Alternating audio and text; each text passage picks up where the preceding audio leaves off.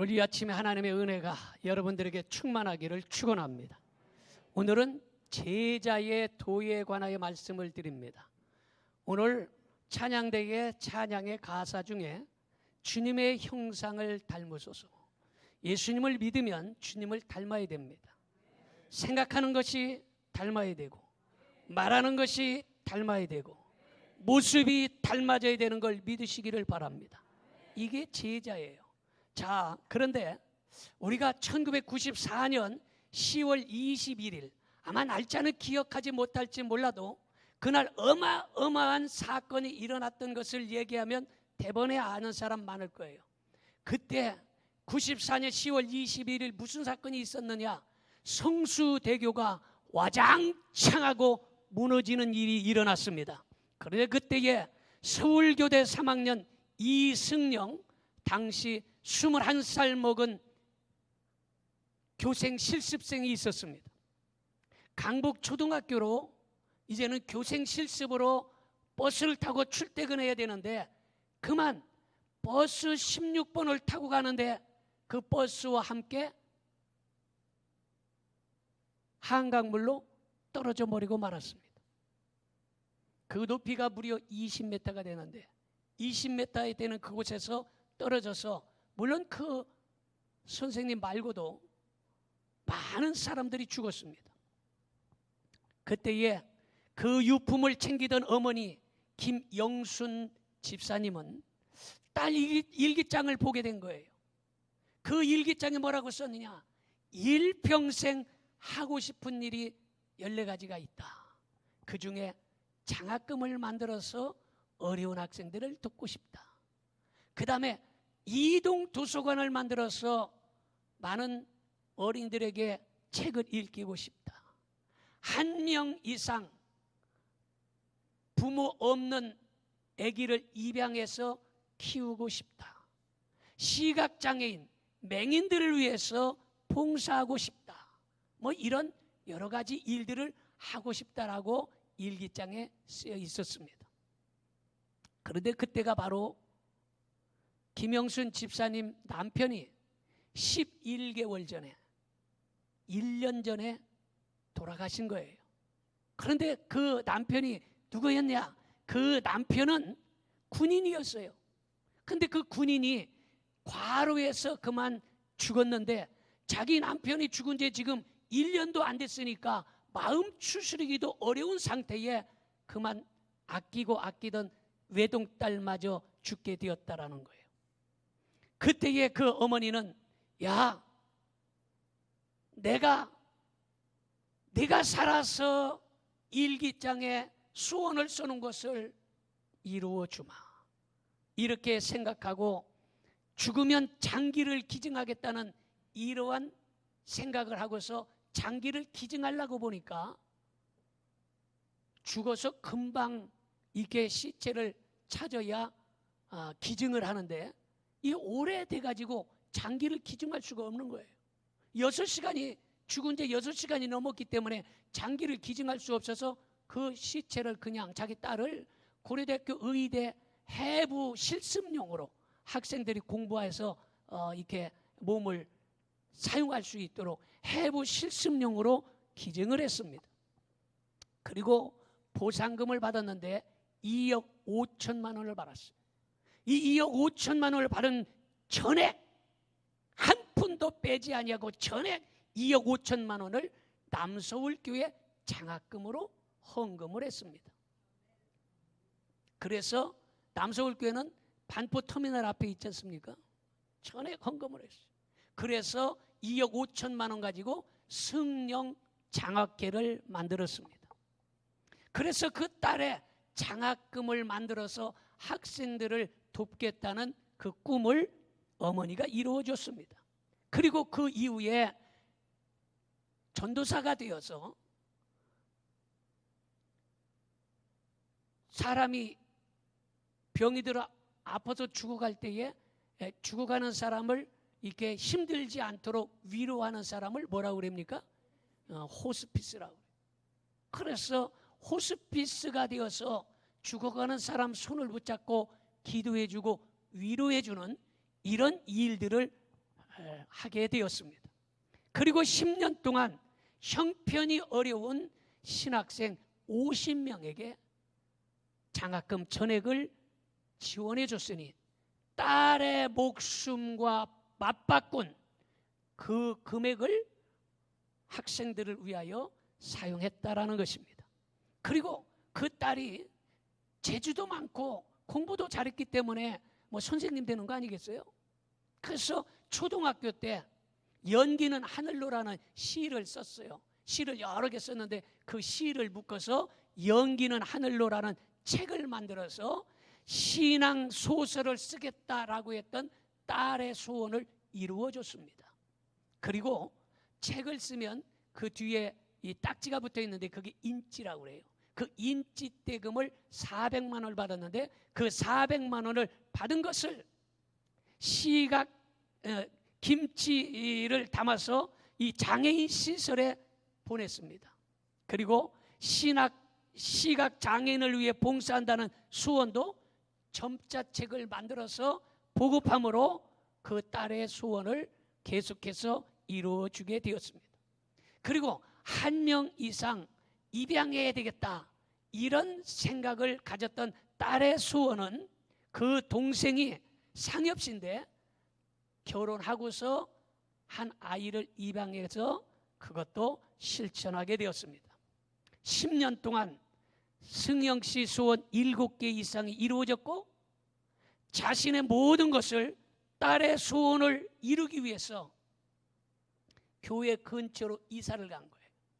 그래서 교회 근처에다가 8평짜리 방을 얻었어. 전세방을. 8평이면 크기가 어느 정도 되냐, 컨테이너 박스 있죠. 컨테이너 하나만한 방을 얻어가지고 그곳에서 이제 살면서 이렇게 그 딸의 소원을 하나하나 이루어주기 시작했습니다. 그곳에 기자가 찾아갔어요. 신문 기자가 찾아가니까 그 어머니가 이야기하기를 세상에 사랑이 이렇게 많이 있으니 우리 딸이 살아있는 것 같다 이런 얘기를 했습니다. 그 이야기, 그 간증을 보는 순간에 이야, 살아있는 주님이 그 안에 계신 걸 보게 되는 거예요. 할렐루야. 그 안에 예수님의 모습이 있고 그 안에 예수님의 형상이 있고 그 안에 예수님의 행적이 있는 것이 보이더라 이 말이에요. 믿어집니까? 사도 바울은 그렇게 이야기합니다. 내가 예수 그리스도를 본받는 것 같이 너희들은 나를 본받으라. 바로 예수 그리스도를 본받으시기 바라고 여러분의 심령 속에 예수님의 형상이 새겨지길 바라고. 할렐루야. 그 오늘 찬양이 예수님의 형상을 이루소서. 여러분들 속에 이 제자의 도 예수님의 형상, 예수님의 모습이 여러분들에게서 보여야 되는 것입니다. 믿어집니까? 따라합시다. 나는 과연 예수님의 모습이 있는가? 그걸 자문해 봐야 돼요. 나에게서는 과연 예수님의 모습이 있는가? 아니면 사납고 무시무시한 호랑이나 독수리 같은 모습은 있지 않을까? 오늘 생각하면서 오늘 말씀을 들으시기를 바랍니다. 자, 그렇다면 제자는 어떻게 살아야 되는가? 첫째로 제자는 범사에 감사하고 기도하며 살아야 되는 걸 믿으시기 바랍니다. 그래서 빌레몬서 1장 4절에 그렇게 말합니다. 내가 항상 내 하나님께 감사하고 기도할 때에 너를 말하면 내가 항상 하나님께 감사하고 기도했다라고 말하고 있습니다. 여러분, 내가 몇 년 전에 한 2년 전쯤 될 거예요. 핸드폰이 바이러스 들고 컴퓨터도 바이러스 들어가지고 아주 상당히 괴로움을 당한 적이 있어요. 바이러스가 들어가면 컴퓨터가 완전히 다 망가져 버려요. 이전에 있던 기록들이 다 다 싹 날아가 버립니다. 심각한 문제예요. 그런데 여러분, 이 바이러스가 들어가면 컴퓨터가 망가져서 컴퓨터가 뭐 100만 원, 150만 원 문제가 아니에요. 그 안에 있는 자료가 다 날아가는 거예요. 컴퓨터 속에 내 책이 100권 이상이 들어있어요. 내가 쓴 책이 100권 이상이 들어있어요. 그거 다 날아가고 있어요. 지금까지 목회 40년 하는 모든 내용들이 다 들어있어요. 다 날아가 버렸어요.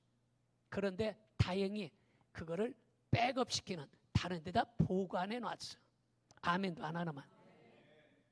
겨우 그래서 다시 복구를 한 거예요. 이게 바로 바이러스예요. 나쁜 바이러스.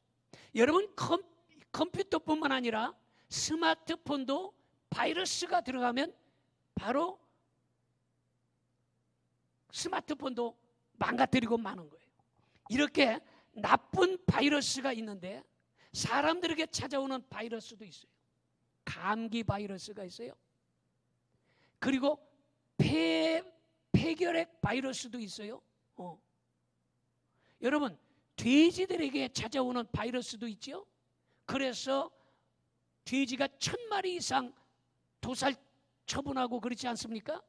이게 바이러스가 굉장히 나쁜 바이러스들은 이렇게 동물도 마찬가지고 식물도 마찬가지고 사람뿐만 아니라 컴퓨터나 스마트폰까지 완전히 망가뜨리고 마는 거예요.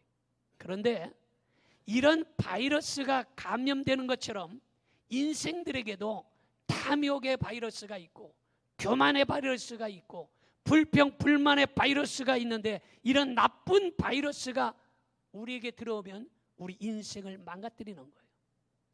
그래서 이 나쁜 바이러스가 들어오지 못하도록 하는 것이 바로 백신이에요. 예방 백신. 그래서 어렸을 때에 아마 다 예방주사 12개 맞아가지고 우두라고 그러죠? 우두? 불자국 다 있어요. 자국이 있어요. 그리고 아기들을 낳으면 다 예방주사를 놓습니다. 그래서 아기를 낳으면 뭐 홍역, 디프테리아, 볼거리 또 뭐 있어요? 다 잊어버렸어? 나는 옛날에 있어도 다 지금 100가지 생각하자뇨. 여러분, 이런 바이러스 주사를 놓는 거예요. 그게 백신이야.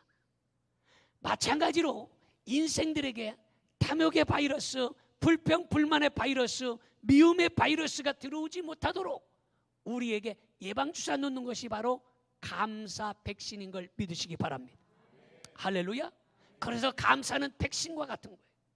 감사의 백신을 맞으면 원망 불평의 바이러스가 들어오지 못한다는 사실을 믿으시기를 바랍니다. 할렐루야. 그러므로 예방주사 맞으면 질병을 이길 수 있는 것처럼 감사 백신을 맞아서 사단 마귀가 주는 나쁜 바이러스가 들어오지 못하도록 할 수 있기를 주님의 이름으로 축원합니다. 우리 옆에 사람의 감사 백신 맞은 줄로 믿습니다. 오늘 여러분들은 감사 백신 맞은 거예요. 그것도 공짜로. 여러분, 대부분의요 병원에서 나이 든 사람들 수술하다가 뭘로 죽냐? 대략 폐렴이 와서 죽습니다. 폐렴. 그 폐렴 바이러스는요 비싸요. 백신 맞으려면 그게 뭐 14만 원인가 15만 원인가 이래고 그거 맞으면 되게 아파요. 나도 맞았어요. 그런데 여러분, 감사 백신은요 폐렴 백신보다 훨씬 비싸요. 그런데 오늘 제가 무료로 놔준 거예요. 아멘 안 하는 사람 보여? 이 백신 맞아야 우리가 사단 마귀 귀신이 주는 악한 바이러스가 침투하지 못한다는 사실 믿으시기 바랍니다. 자, 두 번째로 제자는 때를 얻든지 못 얻든지 복음을 전하며 살아야 되는 걸 믿으시기 바랍니다. 빌레몬서 1장 10절을 봅니다. 갇힌 중에서 낳은 아들 오네시모를 위하여 내게 간구하노라. 바울은 갇힌 자 되어 감옥에서 이렇게 말하고 있어요. 여러분, 지금 갇힌 중에 낳은 아들 오네시모를 이렇게 말하고 있어요. 바울은 감옥에서 전도했다는 거예요. 바울이 감옥에 가서 전도했는데 누구에게 전도했느냐? 오네시모에게 전도했어요. 그런데 바울은 오네시모뿐만 아니라 감옥에 있는 죄수들에게 복음을 전했어요. 만나는 사람마다 그들을 예수꾼으로 변화시켰어요. 할렐루야. 복음을 전하여 전에는 무익하던 자들을 유익하던 들로 바꿨어요. 도둑놈을 사역자로 바꿨어요. 완전히 변화시키게 되었다라는 것입니다. 문제 있는 사람들을 예수 그리스도의 제자로 만들었다는 것입니다. 그 중에 누가 있느냐? 디모데가 있고요, 빌레몬이 있고요, 오네시모가 있습니다. 그러므로 여러분들도 만나는 사람들을 제자 삼을 수 있기를 바라고 그들을 변화시킬 수 있기를 바랍니다. 세 번째는 제자는 남을 배려하는 마음으로 살아야 됩니다. 믿어집니까? 빌레몬서 1장 13절 14절 보겠습니다. 그를 내게 머물러 있게 하여 내 복음을 위하여 갇힌 중에서 내 대신 나를 섬기게 하고자 하나. 계속 다만 내 승낙이 없이는 내가 아무것도 하기를 원하지 아니하노니 이는 너의 선한 일이 억지같이 되지 아니하고 자의로 되게 하려 함이라. 이렇게 말하고 있어요. 여러분, 이 말은 무슨 말이냐? 바울이 갇힌 자 감옥에 들어가서 누구에게 전도했다고 그랬어요? 오네시모에게 전했어요. 그래서 오네시모를 전도했는데 이 오네시모라는 사람이 누구냐? 이름이 오네시모요. 그래서 이 오네시모라는 뜻은 유익하다, 이런 뜻이 있어요. 여러분, 이름을 부모님이 줘주는데 그 이름을 좋은 이름으로 줘줍니다. 그 이름대로 잘 살아라, 이런 뜻에서. 그래서 오네시모도 유익한 사람으로 살아라 이렇게 지어줬어요. 그런데 이놈이 부모님 말씀대로 살지 아니하고 유익한 사람이 아니라 주인의 물건을 도둑질하고 도망가 버렸어요. 누가? 오네시모가. 이름대로 안 살고 유익한 사람이 안 되고 주인의 물건을 가지고 도망간 도둑질을 했다라는 것이. 누구 것을 도둑질했냐? 바로 빌레몬이라는 사람의 것을 갖고 도망가 버렸어요. 그런데 바울을 만나서 도둑놈이 변하여 사역자가 되었어요. 도둑놈이 변하여 바울의 오른팔이 되었어요. 도둑놈이 변하여 주의 종 바울을 힘껏 돕는 일꾼이 되었다는 사실을 믿으시기를 바랍니다. 그런데 여러분, 빌레몬이 지금 물건을 잊어버렸어요? 안 잊어버렸어요? 잊어버렸어요. 누가 훔쳐갔어요? 오네시모가 훔쳐갔어요. 그런데 이 오네시모가 바울의 사역자가 되어서 바울을 뒤에서 돕고 있잖아요. 그런데 빌레몬은 바울에게 복음을 듣고 빌립보 교회의 장로님이 된 거예요. 그래서 빌레몬이 교회를 잘 섬기고 있는데 소식을 들어보니까 전에 종으로 살던 오네시모가 물건을 도둑질해 갖고 간 도둑놈인데, 아, 이놈이 주의 종 바울을 돕고 있다, 이런 말이 들려지면 빌레몬이 어떻게 생각하겠어요? 야, 바울 목사님 웃긴다. 아니, 내 밑에서 일하는 그 나쁜 놈, 도둑놈을 갖다가 자기 일꾼으로 지금 사역자로 오른팔로 쓰고 있어? 아, 기분 나빠. 그래가지고 바울 목사님을 오해할 수 있을 거 아니에요. 그러니까 바울이 뭐라고 얘기하느냐? 오네시모를 빌레몬에게 보냅니다. 그래서 오네시모야, 너 내가 지금 오해를 받으면 안 되고 너도 오해를 받으면 안 되지 않냐? 그러니 빌레몬 장로님에게 가서 화해를 해라. 믿으시면 아멘 합시다. 오해받을 일을 안 했다 이거예요. 그리고 빌레몬의 마음을 섭섭하게 하지 아니했다라는 것입니다. 왜냐? 나의 말이나 행동이 다른 사람에게 상처가 될 수 있기 때문이에요. 내가 마음대로 오네시모를 전도했다고 해서 같이 일하면 빌레몬은 얼마나 섭섭하고 기분 나쁘겠어요. 그러니까 다른 사람을 상처받지 않도록 배려하는 마음이 있었다라는 거예요. 여러분, 날씨가 많이 더워요. 후덥지근합니다. 이제 더울 날만 계속 돼요. 7, 8월은 계속 더울 거예요. 그러면 덥다 보면 짜증도 나고 어떤 때는 신경질 날 때 있어요. 그러나 그럴지라도 다른 사람의 상처받지 않도록 배려하는 마음이 커야 된다는 거예요. 믿으십니까? 말 한마디 하더라도 배려하는 마음. 다른 사람에게 이 말이 상처가 되지 않을까 한 번 생각하고 두 번 생각하고 이야기할 수 있기를 바랍니다. 말이나 행동을 마음대로 할 수 있지만 그러나 나의 말과 행동이 다른 사람에게 어떤 영향을 미칠 것인지 먼저 생각하고 말하고 생각하고 행동하시기 바랍니다. 따라합시다. 생각하고 말하고 생각하고 행동합시다. 여러분, 생각하고 말하고 생각하고 행동해야 돼. 그냥 말하고 싶다 해도 툭 던져놓으면 받는 그 사람은 깊은 상처를 입게 되는 것입니다. 그래서 고린도전서 10장 23절 24절에 그렇게 말하고 있어요.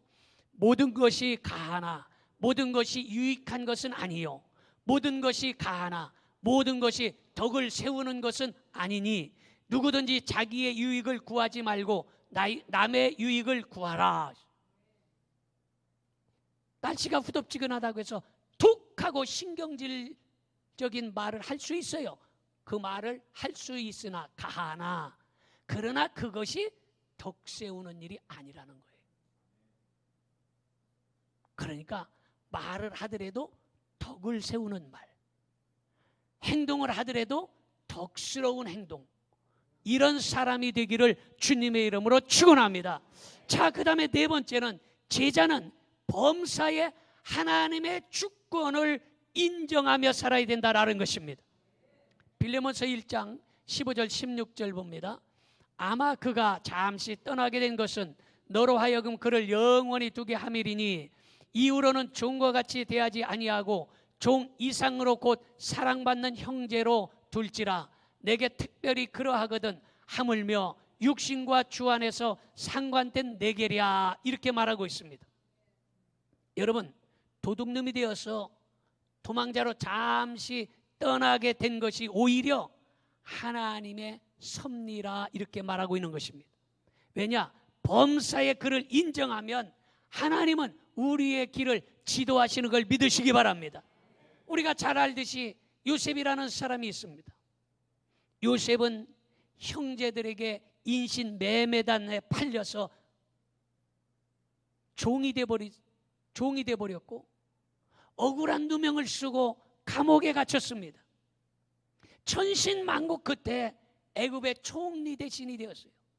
그때에 형들을 만나서 고백하기를 형들이 한 것이 아니요 하나님이 나를 미리 이곳으로 보내셨다. 믿어집니까?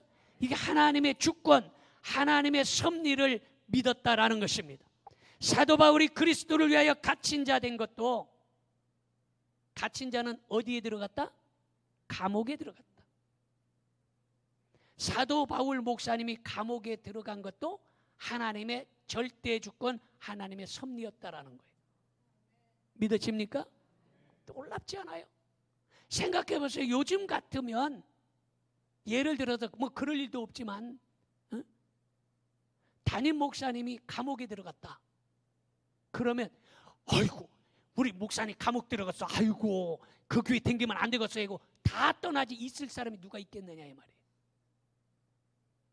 그렇지 않겠어요? 아, 여기는 떠날 사람 없어. 없어. 그러니까 조용인 거지. 떠날 사람 같으면 아멘 할 거 아니에요. 지금 사도 바울이 지금 감옥에 들어간 거예요. 그런데 감옥에 들어간 거, 갇힌 자 된 것도 하나님의 섭리요, 하나님의 절대 주권이라 이렇게 말하고 있다라는 거예요. 왜냐? 감옥 안에서 복음을 전할 수 있기 때문이었어요. 믿어집니까? 감옥 안에서 복음 전하면 죄수가 어디로 도망가겠어? 한 방에 있는데. 전에 내가 어떤 분 간증 들으니까 그분은 목욕탕에 가서 또 전도를 잘한대. 목욕탕에서. 목욕탕에서 서로 홀딱 벗고 전도하면 전도가 잘 된다너만. 그리고 등 때밀어주면서 하면은 도망가지도 못하고 그냥 얘기를 다 듣는다는 거야. 여러분, 사도 바울은 지금 감옥에서 전도하는 거예요. 방에 있어. 어디 도망가서 그 방에서 문 잠겨 있는데 그것도 하나님의 절대 주권으로 알았다.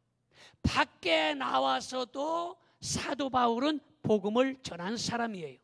믿어집니까? 그래서 감옥 안에서는 편지를 써서 뭐라고 보내느냐? 주 안에서 기뻐하라. 다시 말하노니 기뻐하라. 이렇게 편지를 보내서 성도들에게 이야기하고 있습니다.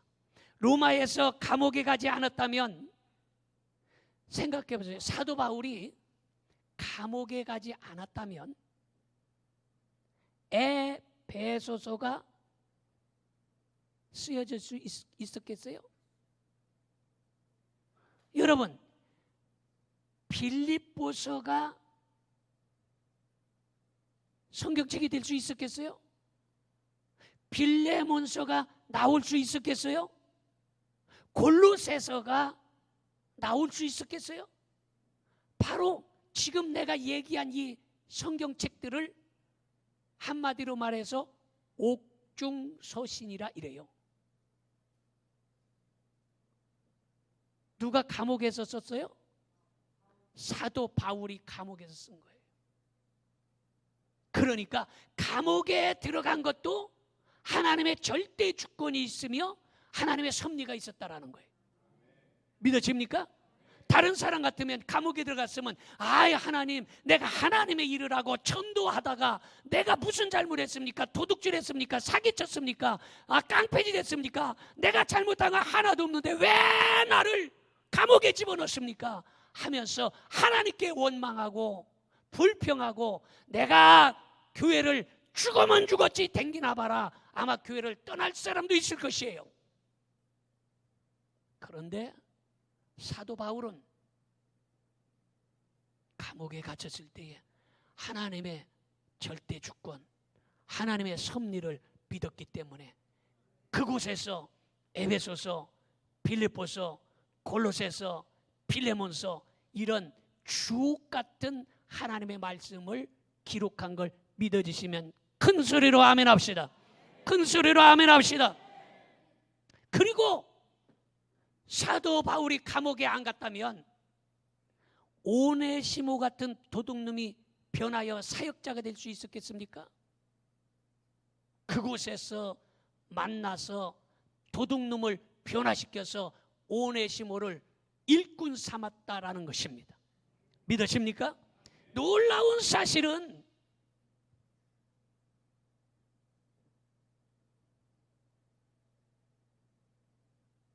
흑인 노예들이 있지 않습니까? 흑인 노예들이 얼마나 여러분 사람 취급 못 받고 개보다도 더 못한 취급을 받으며 쇠고랑을 차고 돈에 팔려 다니고 배에서 여러분 그 종들을 싣고 갈 때 어떤 일이 있었냐? 여러분 차를 타고 가다가 어떤 때 보니까요 닭장을 싣고 가는 차를 봤어요. 침차. 그 닭장에 칸칸이 닭들이 있는데 모가지를 내놓고 깍깍깍깍깍깍 하고 있는데 야, 진짜 불쌍하더만. 나 그때부터 치킨 안 먹어. 불쌍하더라고. 아니요, 사주면 먹긴 해요. 불쌍하더라고. 돼지 싣고 가는 거, 팔러 가는 거 보셨어요? 종들은 그 당시에 그 정도로 끌고 간 게 아니에요. 배를 타고 태평양이고 지중해고 가는데 이 종들을 완전히 홀딱 벗겨가지고 옷을 입혀놓으면 도망가니까 발에다가 쇠고랑을 다 차서 가로 세로로 눕혀놓은 거예요. 왜냐? 많이 실으려니까 가로 세로로 다 눕혀놔. 그러면 배를 타고 그 당시에, 지금은 비행기는 몇 시간 만에 가지만 배를 타고 보름, 한 달, 두 달씩 가는 거예요. 그럼 못 먹는 거예요. 그래서 먹는 것도 겨우 죽지 않을 만큼 줘. 그럼 먹었으면 싸야 되잖아. 똥 오줌을 싸요. 그러면 전부 이렇게 굴비처럼 엮여 있는데 똥 오줌을 다른 사람 걸 먹으면서 끌려가는 거예요. 이 노예를 해방시키게 된 원인이 어디에 있느냐? 여러분, 바로 에이브람 링컨이 빌레몬서를 읽고 감동을 받아서 노예 해방을 시킨 거예요. 믿어집니까? 바로 빌레몬서가 사도 바울이 감옥에서 기록한 책이라는 것입니다. 할렐루야. 자, 마지막으로 제자는 타인의 약점을 가려주며 살아야 되는 것입니다. 따라합시다. 타인의 약점을 가려주며 삽시다. 다른 사람의 약점, 허물, 단점을 가려주고 덮어주며 살 수 있기를 바랍니다. 이게 제자예요. 그런데 요즘은 어떻습니까? 전부 다 오래된 묵은 닭처럼 그냥 발로 다 파헤쳐가지고 허물과 단점과 아픈 부분을 다 파헤쳐서 그 사람에게 상처 주는 사람이 많은데, 제자라면 덮어주며 살아야 된다. 그래서 빌레몬서 1장 18절 19절 봅니다. 그가 만일 내게 불의를 하였거나 내게 빚진 것이 있으면 그것을 내 앞으로 계산하라. 자, 여기서 수도봅시다. 빚진 것이 있거든 내 앞으로 계산해라. 다시 말해서 오네시모가 마트에서 빚지고 도망가고 다른 사람한테 돈 빌려갖고 도망가고 돈 꼬갖고 안 갚고 도망가고 그런 것이 있거들랑 내 이름으로 내가 갚아줄 테니까 걱정하지 말아라, 이런 말이에요. 지금 이게 쉬운 일이겠어요? 다른 사람이 돈 꼬갖고 도망가고 빚지고 도망간 거 여러분들이 대신 갚아줄 사람이 누가 있겠느냐, 이 말이에요. 계속해서 말씀 봅니다. 바울이 친필로 쓰노니, 바울이 직접 자기가 썼다 이거예요. 친필로 쓰노니 내가 갚으려니와 내가 이 외에 내 자신이 내게 빚진 것은 내가 말하지 아니하노라. 놀라운 일입니다. 오네시모를 영접하기를 내게 하듯하고 만일 잘못하였거나 빚진 것이 있으면 내가 갚아주리라고 친필로 사도 바울이 써서 보냈다라는 거예요. 여러분, 어느 화가가 알렉산더 대왕의 초상화를 부탁받았어요. 그런데 초상화를 그리러 갔더니 그만 고민에 빠져버린 거예요. 왜냐? 대왕의 이마에 아주 흉터가 흉측스러운 것이 이마에 있는 거예요.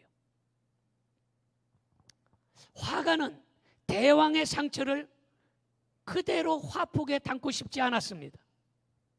왜냐? 이 알렉산더 대왕의 이 자랑스러운 일들을